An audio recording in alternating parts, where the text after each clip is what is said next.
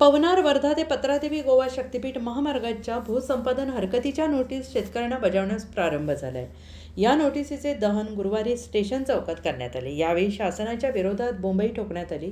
शेतकऱ्यांना उद्ध्वस्त करणारं शक्तिपीठ रद्द न केल्यास हातात बंदुका घेऊ असा इशारा महेश खराडे यांनी दिला आहे। सदर आंदोलन शक्तिपीठ विरोधी कृती समितीच्या वतीनं करण्यात आले। जमीन आमच्या हक्काची नाही कुणाच्या बापाची, रद्द करा शक्तिपीठ महामार्ग बंद करा, शेतकरी विरोधी सरकारचे करायचे काय, खाली मुंडी वर पाय अशा घोषणांनी परिसर दणाणून गेला।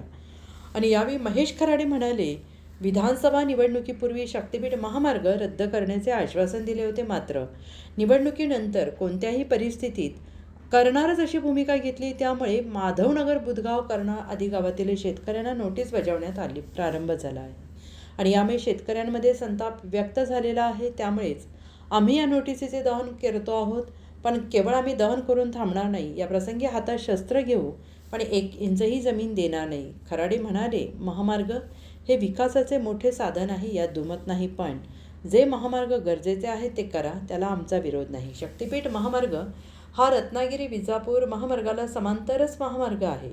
रत्नागिरी विजापूर रस्त्यावर पुरेशी वाहने नाहीत, आवश्यक तेवढा टोल या रस्त्यावर गोळा होत नाही। मग हा महामार्ग कशासाठी? कोणत्या भाविकांची मागणी नाही, वाहनधारकांची मागणी नाही, कोणाची मागणी नसताना ठेकेदार आणि आमदार खासदारांना पोचण्यासाठी हा महामार्ग होतो आहे। त्यामुळे याला आमचा विरोध आहे। याशिवाय यात भ्रष्टाचारही प्रचंड आहे। राष्ट्रीय महामार्गाचे 1 किलोमीटरचा खर्च 35 कोटी आहे, तर या महामार्गाचा 107 कोटी आहे। हा सर्व पैसा ठेकेदार आमदार खासदारांना वाटप होणार आहे। त्यामुळे रक्ताच्या शेवटच्या थेंबापर्यंत आम्ही लढा चालू ठेवणार। आणि यावेळी प्रवीण पाटील, उमेश एडके, रघुनाथ पाटील, भालचंद्र अंबोळे, राजेश एडके, राजेश पाटील, अधिक पाटील, विलास थोरात, मुरलीधर निकम, प्रशांत पाटील, श्रीकांत पाटील, अनिल कोकाटे, मयूर पाटील, सुनील पाटील आदींसह शेतकरी मोठ्या संख्येनं उपस्थित होते।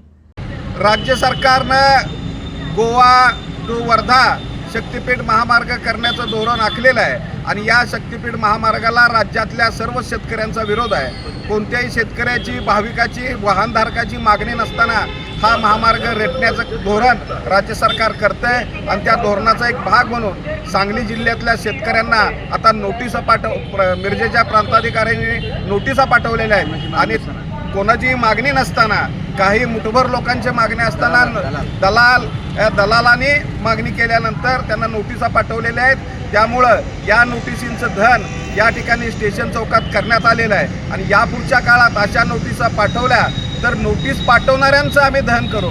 प्रशासनातल्या अधिकाऱ्यांना बडवून काढावं लागलं तर बडवून काढू, हातात शस्त्र घ्यावं लागलं तर घेऊ, मात्र कोणत्याही परिस्थितीमध्ये शक्तिपीठ महामार्ग आम्ही होऊ देणार नाही असा निर्धार सांगली जिल्ह्यातल्या शेतकऱ्यांसह राज्यातल्या शेतकऱ्यांनी केलेला आहे। ही फक्त एक झलक आहे, हे आम्ही झलक दाखवलेलं आहे। या पुढच्या काळात जे काही उग्र आंदोलन होईल त्याला सर्वस्वी राज्य सरकार जबाबदार राहील।